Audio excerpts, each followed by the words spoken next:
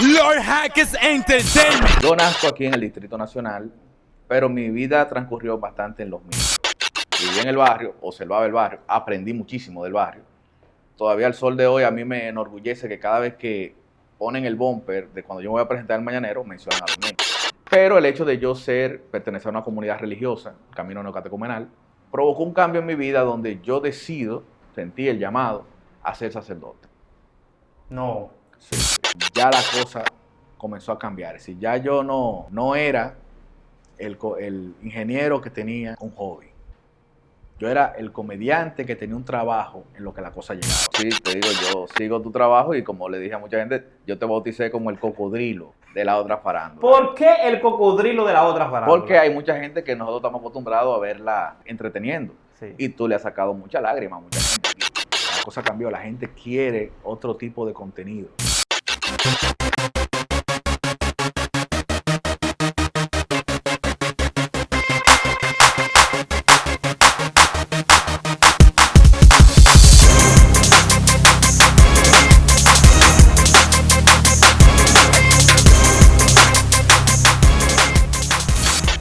Bienvenidas y bienvenidos a Más Allá de las Redes. En esta ocasión me acompaña, señores, el presidente oficial de la otra farándula.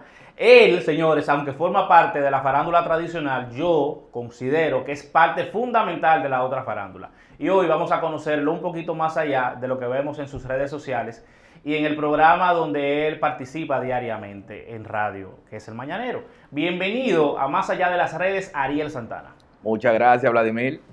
Loco por estar aquí, te digo, teníamos tiempo cuadrando esta entrevista, pero gracias a Dios aquí estamos. Sí, gracias a Dios estamos aquí, vamos a conversar para que la gente conozca más de ti. Sí, te digo, yo sigo tu trabajo y como le dije a mucha gente, yo te bauticé como el cocodrilo de la otra farándula. ¿Por qué el cocodrilo de la otra farándula? Porque hay mucha gente que nosotros estamos acostumbrados a verla entreteniendo. Sí. Y tú le has sacado mucha lágrima a mucha gente aquí. Gente que no pensamos verla llorando, que no pensamos verla mostrando ese lado de su vida. Y te digo, un trabajo que es difícil.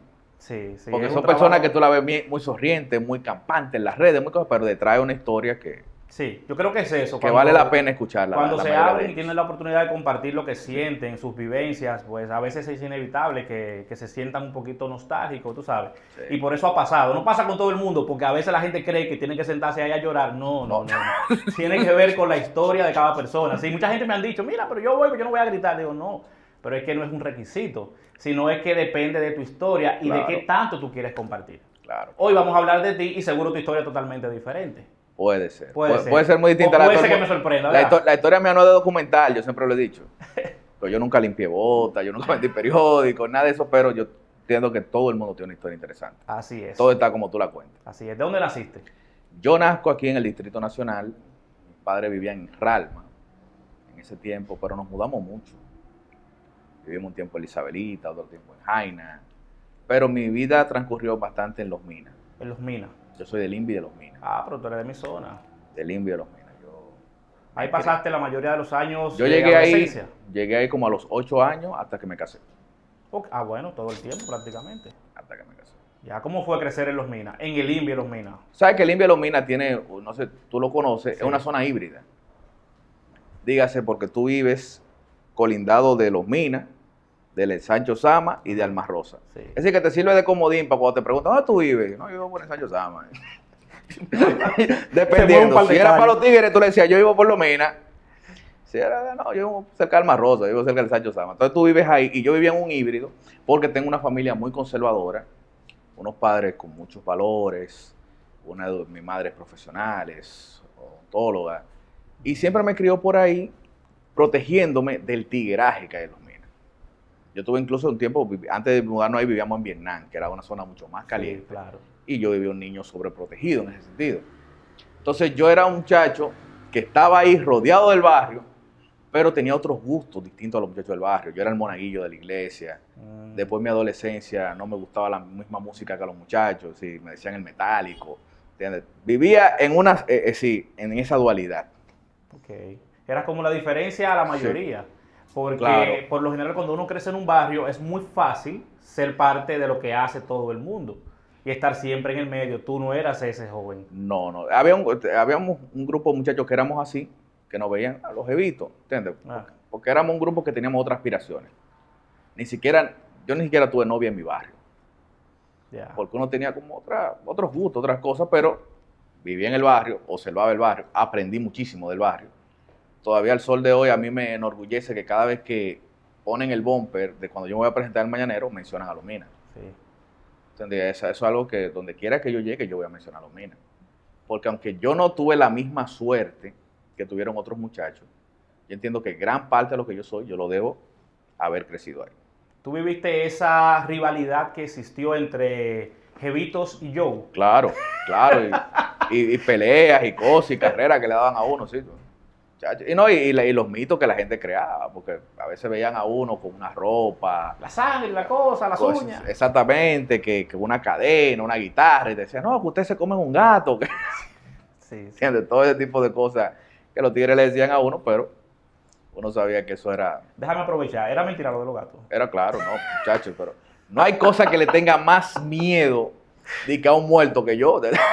Por ahí hay una que estaba en ese coro también. Mira, ya me mira de una vez. ¿Entiendes? Sí, no, Pero ella se lo comía de verdad. Ya frió su par de gatos. no era nada que ver, sino, incluso a veces nosotros íbamos a los coros, a los conciertos y cosas, y habían ciertos comportamientos que decían, no, espérate, yo ahí no llego, Claro. pero de que hablar de que de ir a un cementerio, que yo, el que me hace ir a un cementerio ni a las 6 de la tarde, voy yo, mucho menos de noche. No, yo menos, muchachos. Entonces, buena formación en tu casa, padres de alguna forma sobreprotectores, pero sí siempre pendientes de ti. Sí, sí. ¿Qué te inculcaron en tu casa? Cosas que hasta el sol de hoy son fundamentales.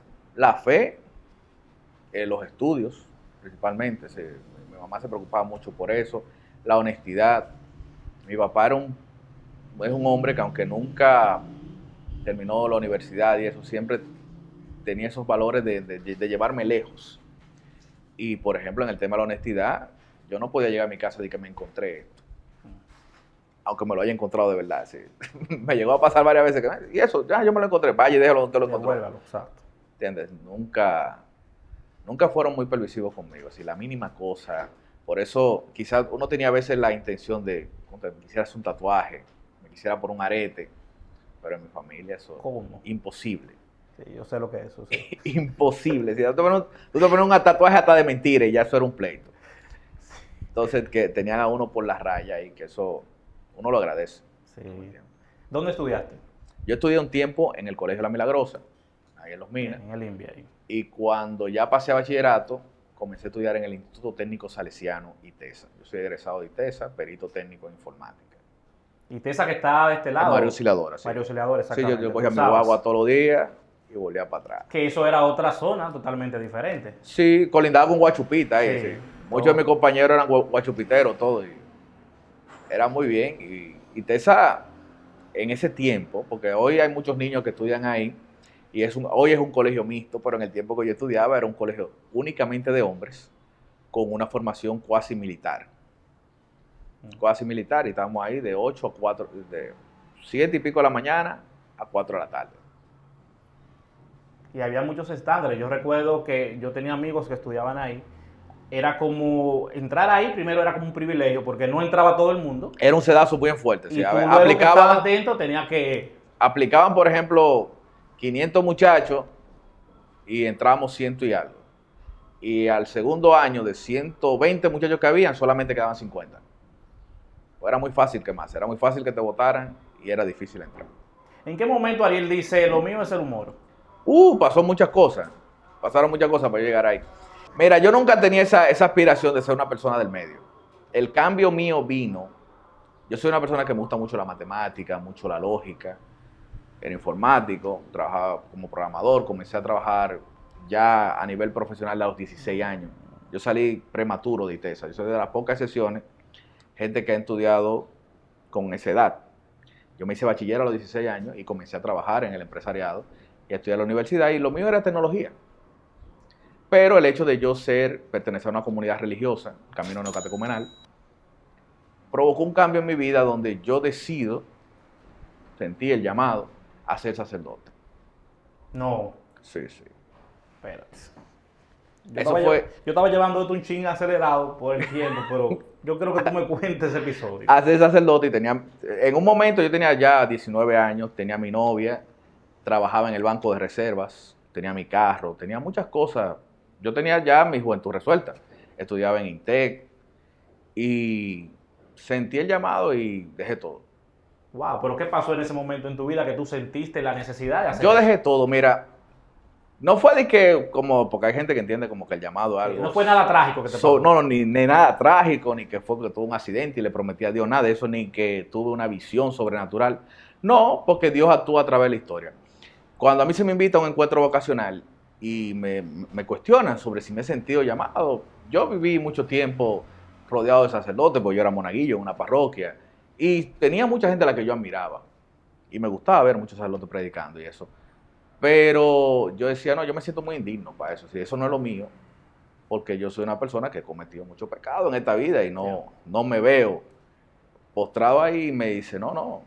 Y el sacerdote que me ayudó me contó la historia de San Agustín.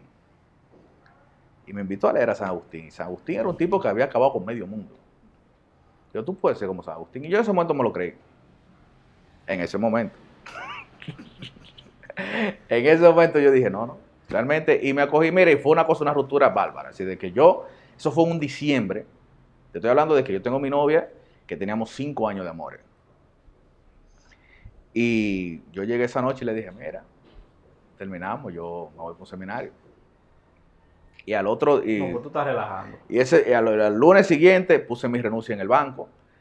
Que mira lo interesante, yo ganaba en ese tiempo, estamos hablando del año 2001, yo ganaba 11,000 pesos en el Banco Reserva, en aquel tiempo. 2001. Y se hizo una reestructuración y me llevaron a 23. No, pues tú estabas hecho. A 23. Yo andaba con mi carrito Honda Civic, nuevecito. Y cuando yo le puse mi renuncia al director del banco, él me dijo, pues no me diga que usted está inconforme No es por el salario que se va. con el aumento que le hemos hecho. Dice, no, y le explico. Dice, ¿y en serio? Sí. Entré al seminario Redentoris Mater de Santo Domingo, aquí en Los Ríos. Ahí duré 2 años haciendo la filosofía. Y yo comienzo a estudiar filosofía. Y es donde yo le digo a la gente que ahí fue que yo aprendí a leer. Porque yo antes no leía. Yo leía manuales. Yo aprendía cosas. Pero me dicen, usted entró aquí, va a comenzar a vivir aquí y aquí no hay televisión. Dígase, tú estás ahí sin ver televisión todo el año. Entonces yo aprendí a ir a una biblioteca. Y a sentarme a leer un libro entero. Y ahí es como me surge el amor por algún día querer escribir algo. Duro 2 años aquí y luego nos envían a una convivencia internacional que se hace en Porto San Giorgio, Italia, donde están seminaristas de todo el mundo y hay destinos para todo el mundo. Es decir, los Redentoris Mater tienen más de 100 seminarios por todas partes del mundo y ponen tu nombre en una tómbola y el nombre del seminario en otra tómbola. Dicen, okay, para Angola, fulano de tal. ¿Está dispuesto? Sí. Ya. Aplausos. Va. Y te envían allá. Es decir, te envían y te vas a encardinar allá. Dígase, tu vida, tú vas a ser sacerdote de ese país. Olvídate de República Dominicana, claro. Ya. Y a mí me tocó en Alemania. Recuerdo, fuimos un grupo de 12 muchachos y a todos ellos les tocó en África. En Angola, en Nigeria, en Namibia. A mí me tocó en Colonia, Alemania. Caramba. Pero en ese momento yo tenía mi sueño de irme a África, irme a la India. Sin embargo, me envían a la diócesis más rica del mundo, que es la de Colonia. Y allí duré 2 años. Duré 1 año entero aprendiendo alemán, luego aprendiendo hebreo, aprendiendo latín y estudiando en una universidad en Alemania. Eso me cambió la perspectiva de vida total, me imagino. No, claro, yo llegué en un tiempo en Alemania donde para mí ver la honestidad con la que esa gente vive, ver la organización de que yo me iba para la universidad y el tren pasaba a las 7:03. Vladimir, yo ponía el pie a las 7:02 y ahí mismo venía la guagua. Si yo llegaba a las 7:04 me dejaban. Te dejaba. Decía, wow, estos tipos son. Y ahí hasta que después me di cuenta que no. ¿Cómo? Que no. Bueno, yo tenía años luchando, diciéndoles, no, miren, no, esta vida es buena. Pero no, porque no me veía en vida de parroquia. Yo decía, es decir, ya el amor que yo le había tomado a la vocación había tomado otro giro. Yo me veía como un intelectual.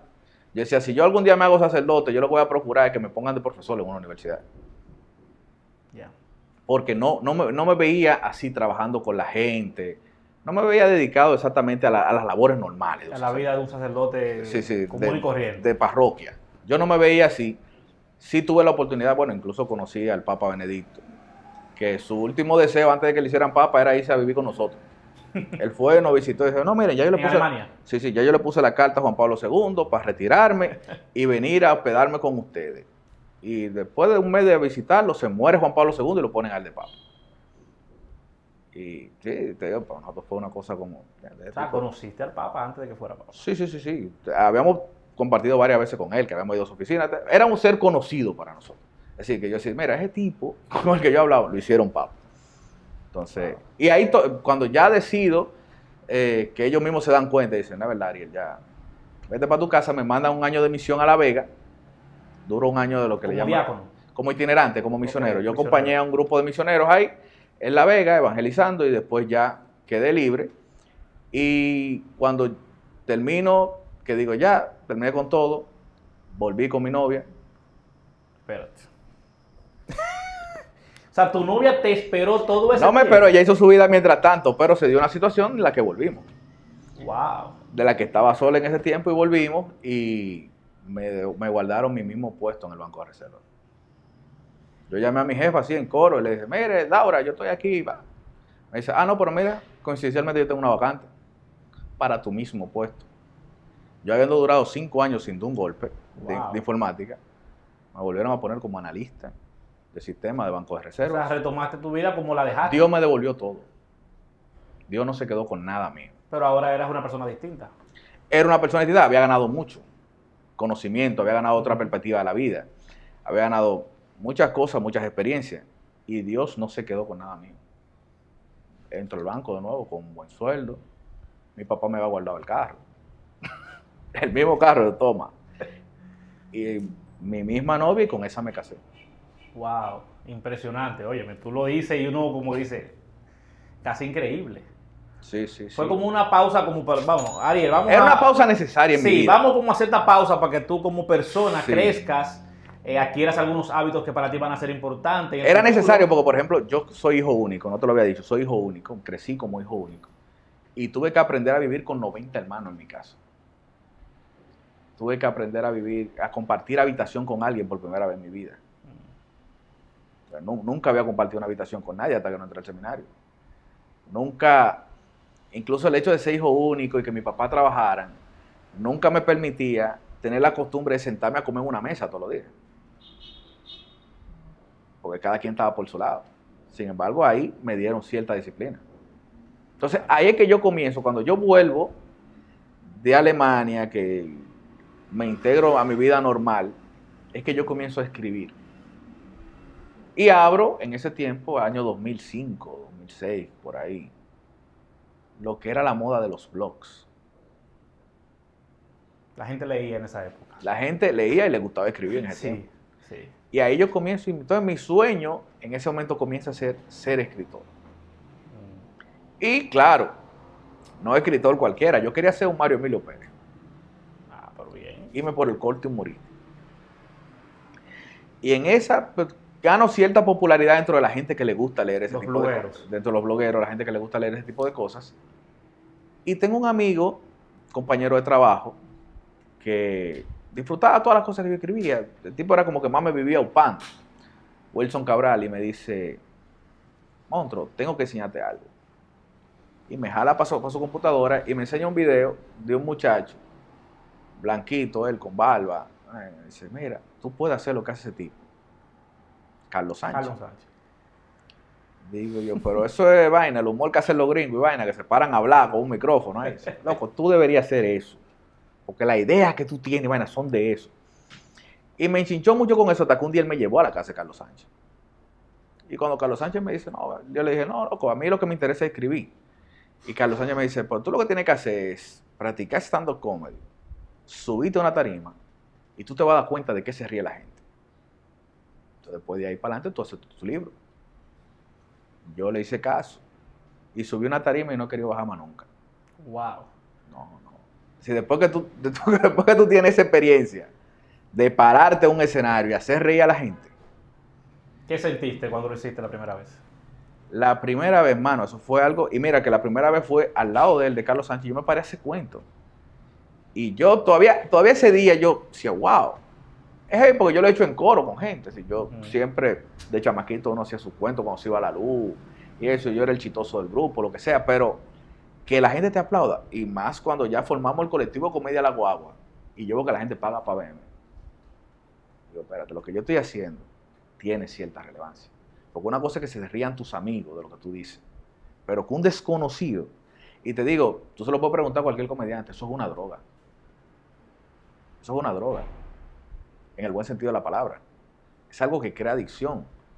Tanto así que cuando tú eres comediante y tú le das una oportunidad a otro y le dices, loco, sube y hazte 5 minutos. Si la gente comenzó a reírsele al que tú le dijiste 5 minutos, tú tienes que jalar, apiarlo de ahí. Apiarlo de ahí porque esa vaina da demasiado placer. ¿Entiendes? Yo no me atrevo a compararlo con otro para hacer la vida porque hay gente que se va a sentir ofendido. Pero para mí uno es lo más grande. Eso es lo que te llena, de verdad. Claro. Es decir, me llena. Hay otras cosas que me llenan más, por ejemplo, mi familia, mi esposa. Pero lo que tú sientes ahí como placer carnal de la vida, yo creo que eso no tiene comparación. No tiene comparación. Tú sabes que el stand-up está como de moda. No era algo que antes como que se utilizaba mucho, por lo menos en República Dominicana. Fuera de aquí, claro que sí. Y muchos jóvenes se montaron como en esa ola. Mencionaste el colectivo La Guagua. ¿Fuiste parte, fundador? Sí, ¿Estuviste ahí? Sí, estuve hablando con Noel Ventura, me habló brevemente de eso. Cuéntame la historia de cómo surge. Sí, cuando hacemos esa reunión con Carlos, mis demás amigos, Wilson, Eduard Díaz, Aleja Johnson, ellos eran actores de teatro y tenían esa inquietud de hacer monólogos, de hacer stand-up. Y nos habíamos dirigido a Carlos y ese Carlos lo que dijo, miren, esto se practica de la siguiente forma. Ustedes van donde quiera que encuentren un micrófono abierto, párense y prueben. Okay. Y yo, ¿en serio? Sí, yo nunca he visto a Coquín ensayando. Yo nunca he visto a Boruga ensayando. Uno siempre tiene la idea como que esos tipos son cómicos y ya. Y nos enseña nos regaló un documental de Jerry Seinfeld, donde Seinfeld se despoja de todo su material y comienza a ir clubes por clubes en Nueva York probando material nuevo. Y teniendo la experiencia de que le vaya mal. Claro. Siendo él el mejor comediante de Estados Unidos, pero hizo un chiste que a nadie le gustó. Entonces, ahí uno comienza y aparece ese Cordero y otros muchachos, Fernando Puchó.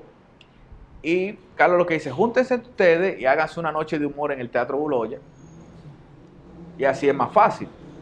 Lo hicimos y nos fue también la primera vez que decidimos quedarnos como grupo. Okay. Hicimos varias noches gratis. Después comenzamos a 100 pesos. Después empezaron a contratar en otros sitios. Después a 200 pesos. Pero lo importante, lo que yo le veo al colectivo Comedia La Guagua, tú dices hoy el stand-up es una moda. Pero de cierta forma, nuestra infamia nos hizo ser el empuje de la moda. Porque la gente no veía y decía, ¿y quiénes son estos? ¿A estos tipos quién lo conoce? ¿Estos tipos de dónde salieron? Y están haciendo show de stand-up comedy. Los demás que estaban en el medio, que ya eran comediantes, dijeron, no, pero espérate, si estos pueden, nosotros también. Sí. Entonces ahí más gente comienza a motivarse por hacer stand-up. ¿Es ese colectivo el que crea el Comedy Club luego? Sí, nosotros nos separamos como colectivo.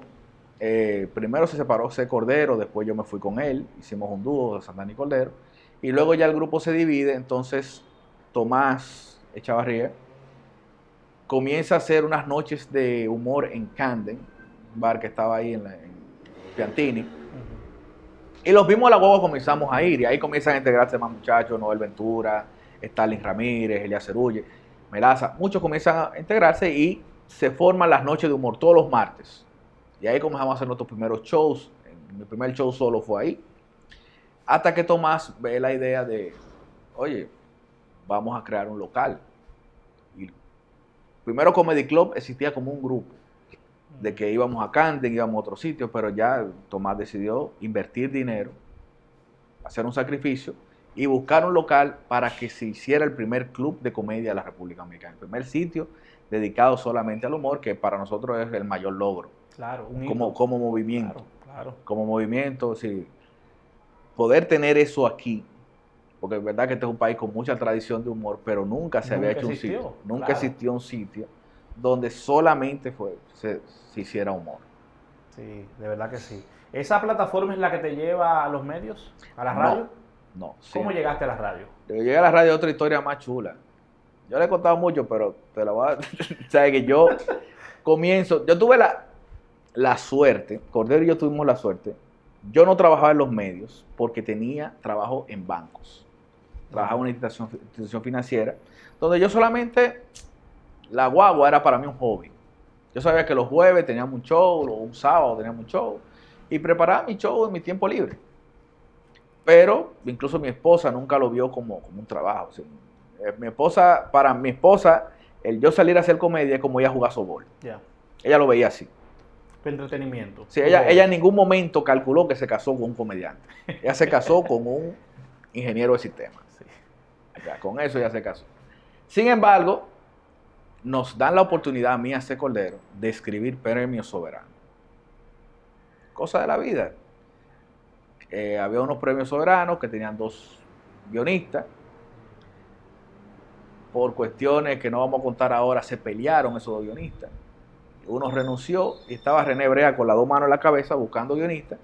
Y Roberto Cavada, que iba a ser el conductor en ese tiempo, recomienda a C. Cordero. C. Cordero me llama y me dice: Ariel, yo no sé nada de farándula. Vamos a escribirlo entre los 2 y nos dividimos el sueldo entre los 2. Digo, está bien, no hay problema. Y cuando René me conoce, dice: no, están contratados los 2. Y escribimos El Soberano junto con Víctor Reyes. Ahí bien, eso me trajo ciertas cosas en el trabajo, porque yo le estaba quitando tiempo a mi trabajo. Ya al año siguiente, me llaman de nuevo y sucede que no, que ya yo no iba a estar como co-guionista.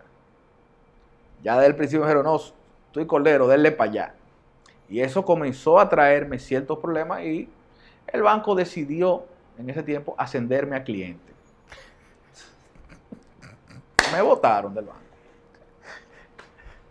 Me votaron y recuerdo que yo conocía a mucha gente en Twitter, principalmente a Alberto Vargas, Radical Total, que siempre vivía aupando muchas cosas que yo decía. Y Alberto en varias ocasiones había dicho: yo porque no tengo cómo pagarle a Ariel Santana para que trabaje en radio. Pero Ariel es un desperdicio trabajando en un banco. Efectivamente, yo ese tuit lo guardé. Y cuando me botaron del banco, al otro día le mandé ese tuit a Alberto Vargas: loco, ya yo no estoy en el banco, ¿qué hacemos? No sé si Alberto se sintió con una responsabilidad en ese momento, o simplemente las fichas estaban para que eso se diera, y Alberto llamó a Boli. Y Boli ocasionalmente tenía una vacante en el Mañanero. Había salido alguien del Mañanero, y Alberto llamó a Boli, y Boli me llamó y me dijo: ¿tú puedes venir el lunes a hacer una rutina aquí? Claro, ya yo no tengo nada que hacer.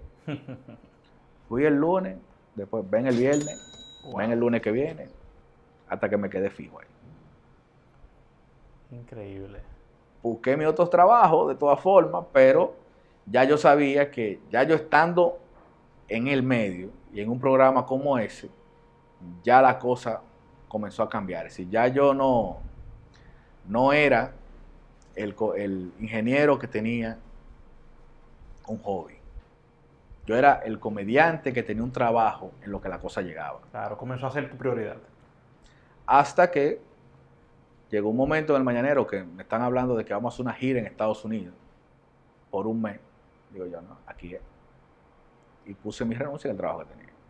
Y desde ese momento, claro, ya había cuadrado otras cosas, porque con esto te llegan muchas cosas. Claro que sí. Yo hago mi show de stand-up, me llega la oportunidad de ser el guionista del Antinoti.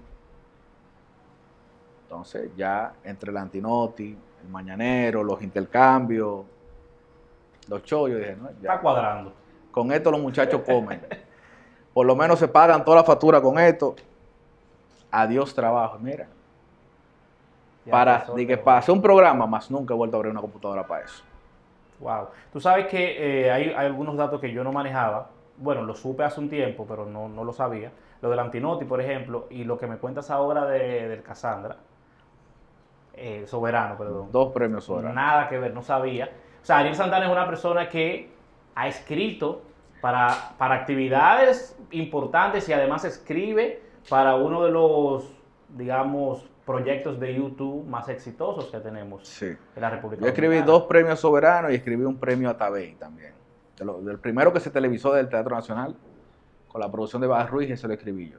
Y he escrito otras premiaciones así ya para nivel institucional. Por ejemplo, las premiaciones que hacen de deporte para los colegios y eso.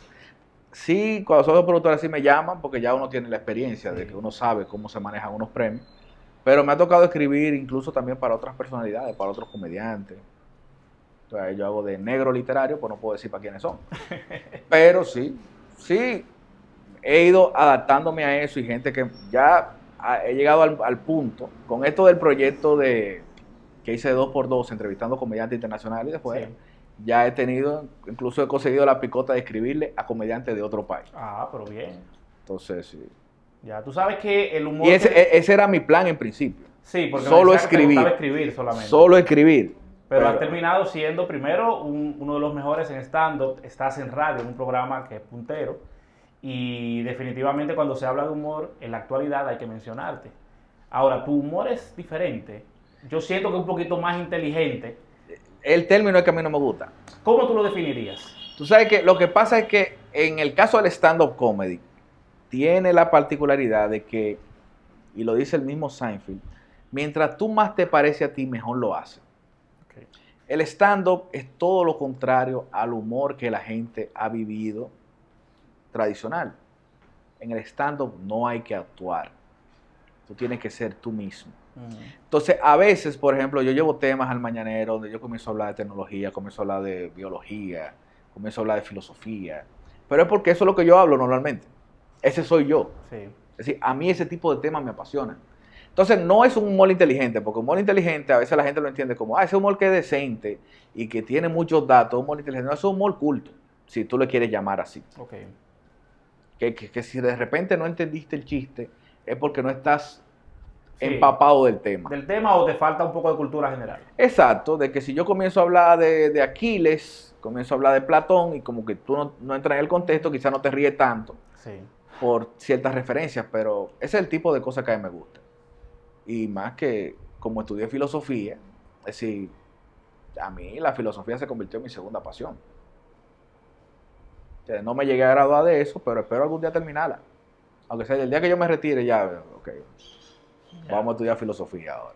Tú sabes que te vi hace un tiempo, antes de la cuarentena, en un proyecto interesante que a mí me gustó bastante, donde entrevistabas junto con Gaudi Mercy a Freedom figuras Freedom. del género urbano, como se le llama actualmente, Sí. como la gente que originó todo. Era Freedom, ¿verdad? Freedom, ¿Qué pasó sí. con Freedom? Freedom comenzó como un proyecto que buscaba rescatar esa parte del género urbano que la gente ha olvidado. No solamente cómo comenzó, sino que hay muchos muchachos, por ejemplo, que hacen freestyle a nivel de competencias, a nivel de la calle, que la gente nunca le pone caso. Y hay muchos exponentes del género, del círculo underground, del rap, que la gente tampoco, porque de cierta forma, o dicen ellos que están bloqueados, tú ves, o simplemente ellos no ofrecen un contenido que es el que le gusta a las emisoras. Sí, no trascienden. Entonces, Bolívar Valera quería en ese momento hacer ese tipo de proyectos, como el otro lado de la música urbana. Y contacta a Gaudi Mercy, que es una rapera de las mejores de este país, y una muchacha con bastante cultura, experta en cinematografía y eso. Y me llama a mí porque dentro del círculo de personas que Boli conoce, bueno, el que más sabe de música es Ariel. Porque yo oigo de todo. Yo me crié escuchando rock, y, bueno, primordial yo soy rockero, pero siempre me gustó el buen rap. Siempre me gustó la buena música urbana. Entonces, como Boli era la única persona que él escuchaba, era hablando del Chojín, de Canserbero, de KCO, de los Violadores del Verso y cosas. No, Ariel sabe de eso.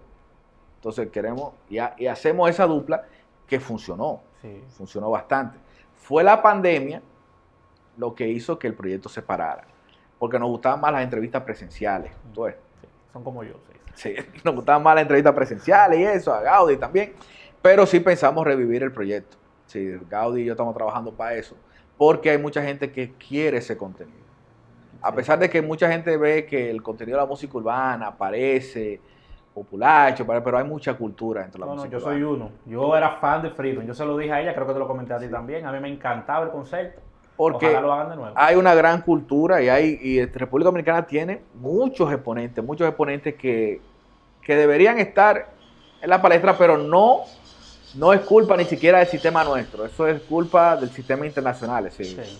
a la gente se le brinda otro tipo de música hoy, que música express, Sí. música para rápido, música a la gente no le interesa, a la industria no le interesa que la gente se ponga a pensar. Sí, es la industria realmente. Realmente es la responsable. industria, sí, no, es la que pauta lo que al final la gente termina consumiendo.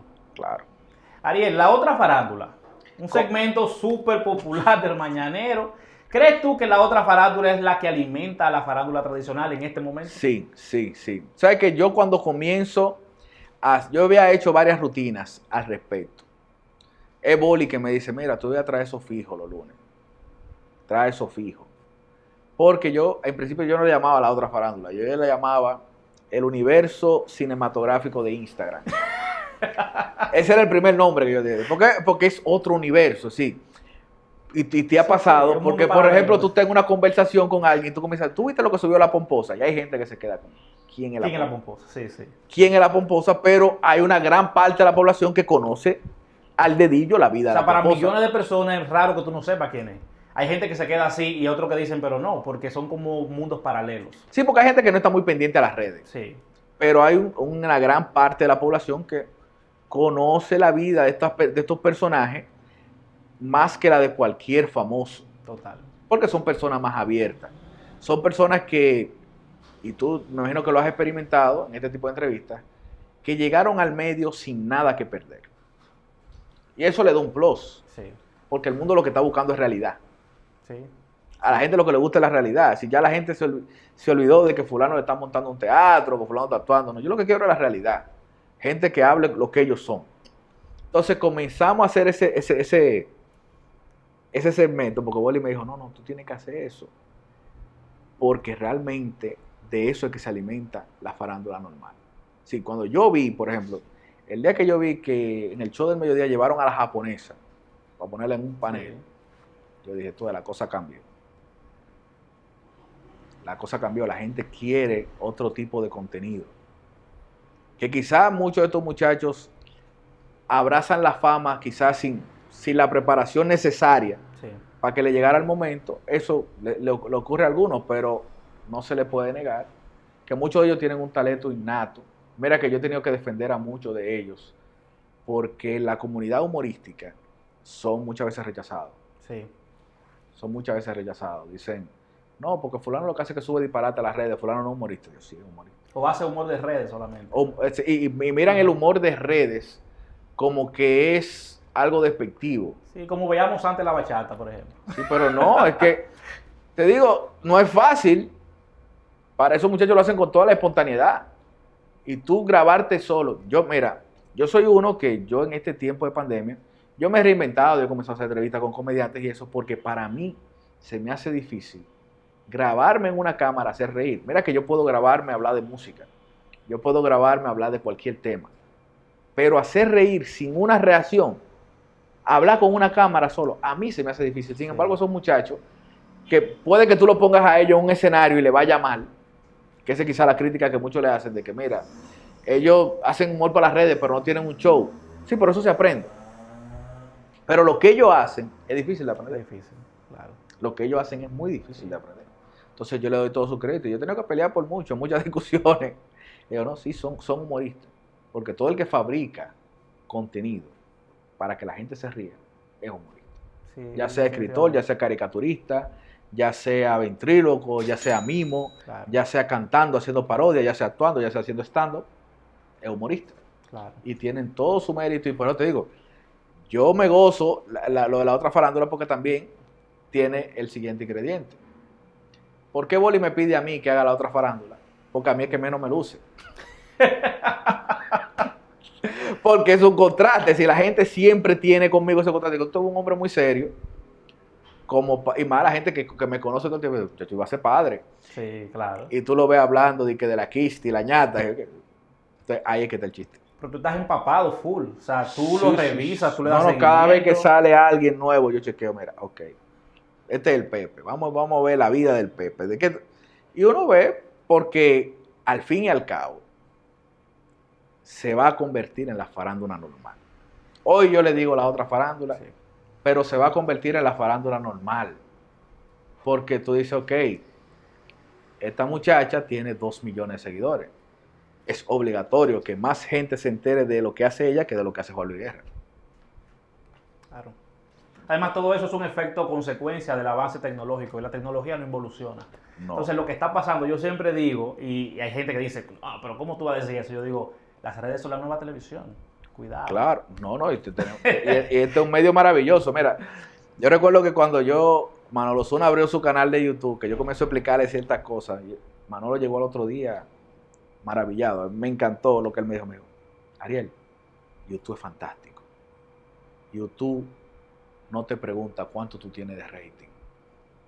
YouTube no te pregunta quién trabaja contigo, quiénes son los productores, en qué Claro. canal tú estás. Claro. YouTube no te pregunta nada de eso. YouTube no dura de que 9 meses para pagarte. YouTube te paga todos los meses y te coloca tu anuncio, sea tú quien sea. Claro. ¿Entiendes? Y esta es la democratización de los medios. Todo el mundo puede. Total. Todo el mundo puede. Yo sé, hay 3 hitos grandes en este país. 2, mejor dicho. Uno es YouTube y otro fue Juan Ramón Gómez Díaz. Porque tú y yo sabemos que hace unos años, cuando nosotros éramos niños, ver gente incluso de nuestro color era raro en Claro, televisión. claro. Telemicro. Era raro. Era ver gente de nuestro color y sudado Sí, sí. y con apariencia de barrio en televisión era raro. Claro. Y eso es que algún día tienen que darle un gran soberano a Gómez Díaz por ese aporte. Yo creo que ese aporte, sobre todo ese, Ese aporte, fundamental. sí. Por más que usted pueda estar de acuerdo o no de acuerdo con él, pero ese aporte de que el barrio llegara a la televisión, eso es lo más grande que se ha hecho. Y el otro aporte lo hizo las redes sociales.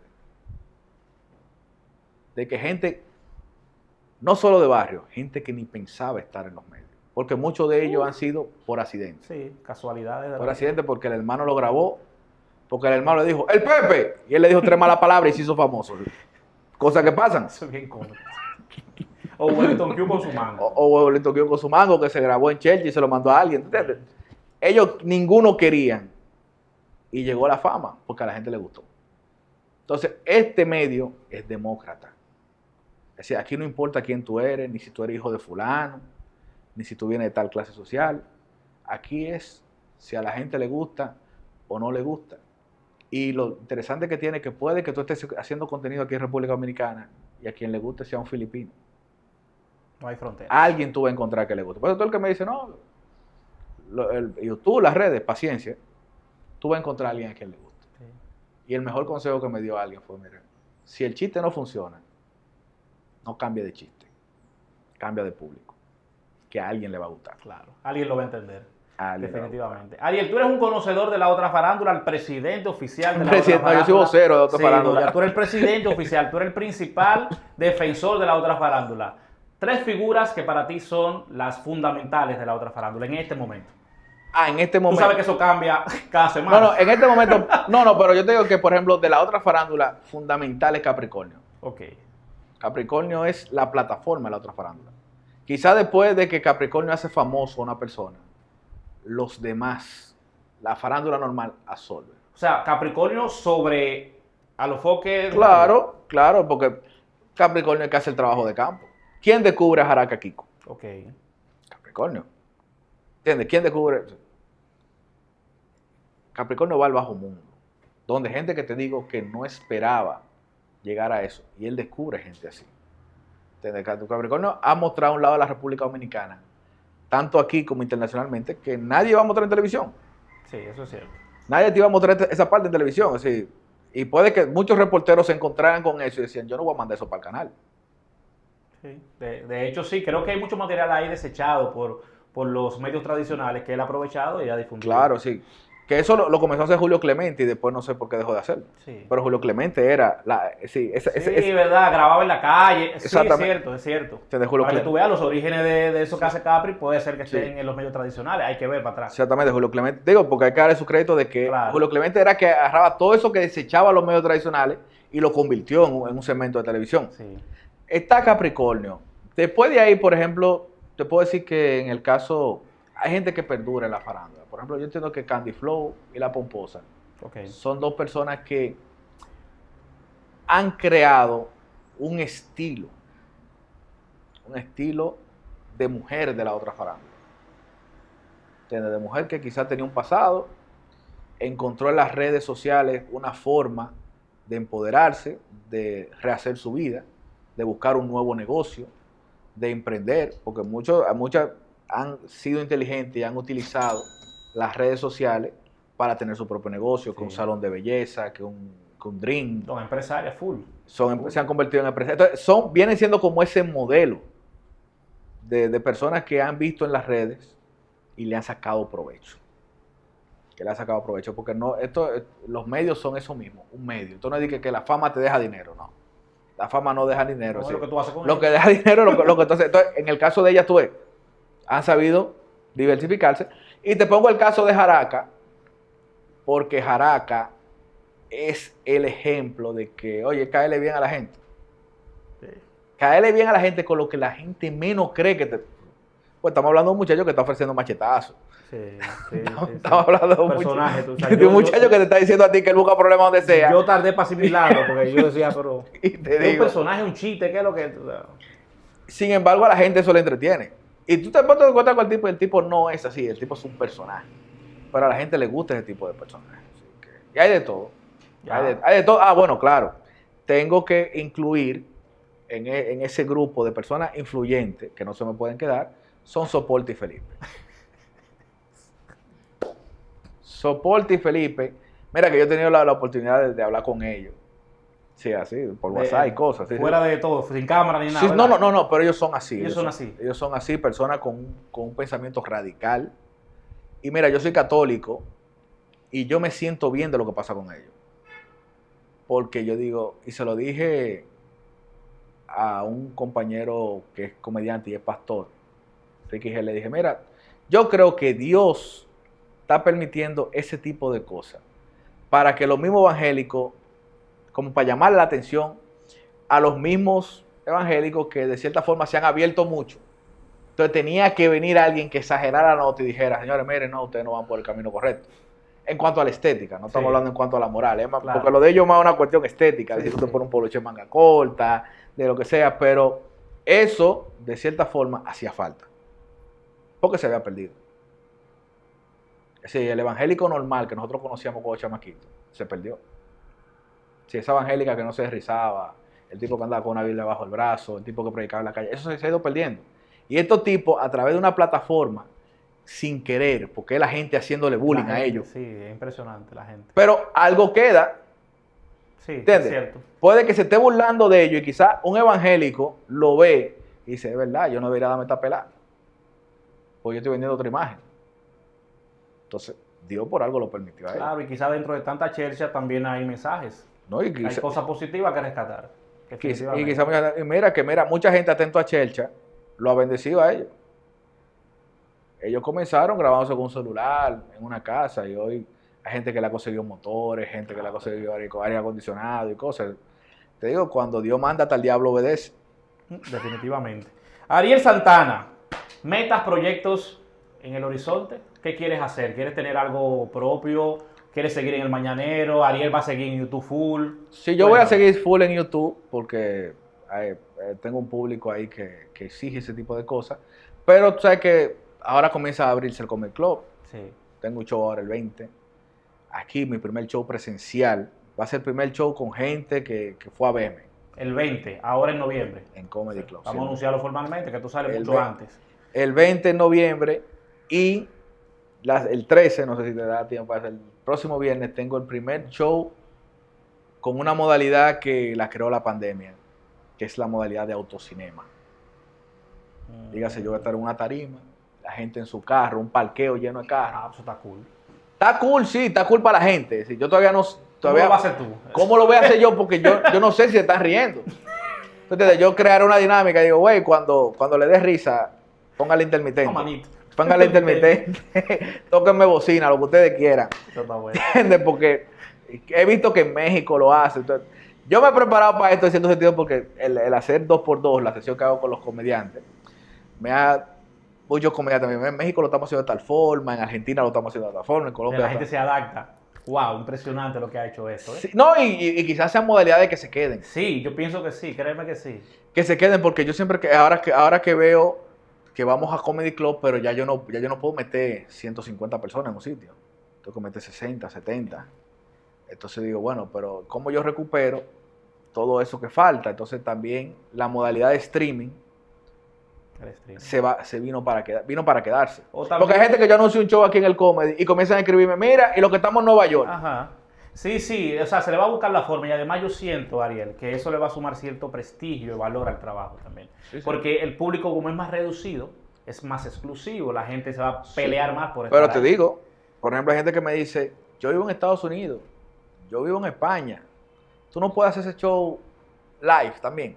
Y la gente va a pagar por verlo. Sí, sí, sí. Te digo, yo estoy esperando que las condiciones se den y lo vamos a hacer. O grabamos el show para que lo vean después. Sí. Pero hay mucha gente que quiere consumir humor y lamentablemente no puede porque hay que cuidarse. Claro. No, excelente, señores. Entonces, el próximo viernes está lo de Es Autocinema la en parte de Santiago. Autocinema ¿verdad? En Santiago. En Santiago. Ok, si hay un flyer, pásamelo, papi. Creo que lo sacamos antes. Si Sí, lo sí. sacamos antes, lo ponemos. Y el 20 de noviembre, ahí seguro, En estás Comedy el Club, Comedy Club. estamos C. Cordero y yo con nuestro show. Ya pasó. Excelente. Mi hermano, muchísimas gracias. de Gracias a verdad. ti. Me gustó mucho conversar contigo. Eso del seminario, en detalle no sabía todo eso. Había Sí. escuchado que tú, pero no sabía que había 4 o 5 años en ese proceso. Wow. Sí, sí. Impresionante. Me gustó Hoy mucho soy tu padre, historia. pero de 5 hijos. Sí, padre de 5 hijos. 5 hijos. Una 5 familia hijos en extensa. el mismo- Algo poco común en esta Bueno, época. 5 hijos en el mismo matrimonio. Eso es lo que es diferente. No, sobre todo eso. Dentro del mismo matrimonio. Sobre todo eso. Pero nada, muchísimas gracias. Eres un gran profesional, como te decía. Gracias a ti. Es casi imposible hablar de humor en la actualidad y no mencionar a Ariel Santana. De verdad que sí. Para nosotros ha sido un placer tenerte aquí. Bueno, gracias para mí también.